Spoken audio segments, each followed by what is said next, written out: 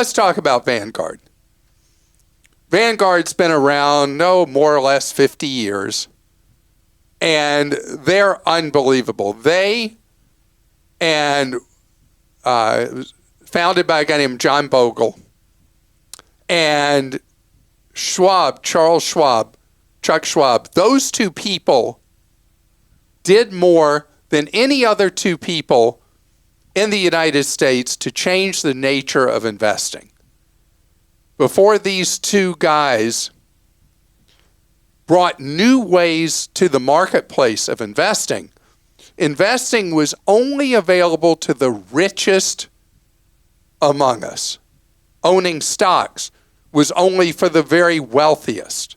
And if you, as a middle income kind of person, tried to invest, you had massive fees if you bought mutual funds. Huge fees with upfront fees and then ongoing fees. That it was hard for you to ever even maintain the same amount of money you started with because of all the fees that hit you. Well, these two men, Charles Schwab from the individual stock perspective and Bogle with his Vanguard from the fund perspective, the two of them changed everything. And Vanguard now,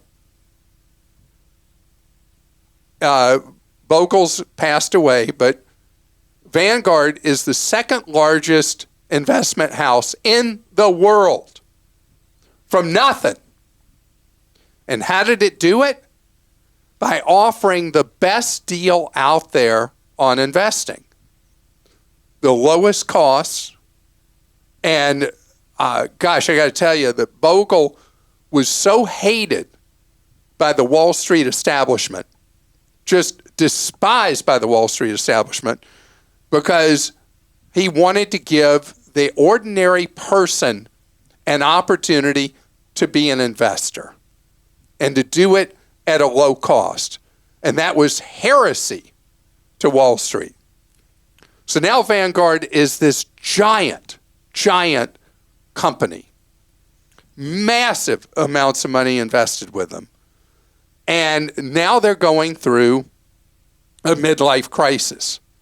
And unfortunately, when you're a company, you can't just go out and buy a sports car or a convertible. You're still there operating. And Vanguard's very inward. They're based in Pennsylvania, away from, in farm country, basically. And it's so isolated and inward looking that change is tough. And it's hard to change when you have all this money coming in. The reality is, last time I had questions about Vanguard and said something bad about them, I got a call from somebody at Vanguard. And I basically gave them a tongue lashing. And then I never heard from them again. Because they don't like hearing bad news. But the reality, there's a problem. Over and over again, I'm hearing from you, and then I'm reading media reports about the problems at Vanguard with customer service. That Vanguard lately has been excelling in customer no service. They've gotten so big and so unwieldy that they just don't have their act together on customer service. Most recently, there was an article in Kiplinger talking about the customer no service problems. Before, there was one in the Wall Street Journal, another in Barron's, about the customer no service issues at Vanguard. Now, again, I'm talking about one of my favorite children.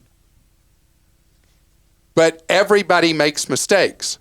But you start messing up with people's money, not with what happens with the account or anything. It's all customer service issues. And that's a problem. And so I know it's hard. It's like, breaking through the head of people at Vanguard. It's like trying to fire in the first Star Wars movie at the Death Star. and trying to have any impact. It just bounces off the surface. And they keep growing.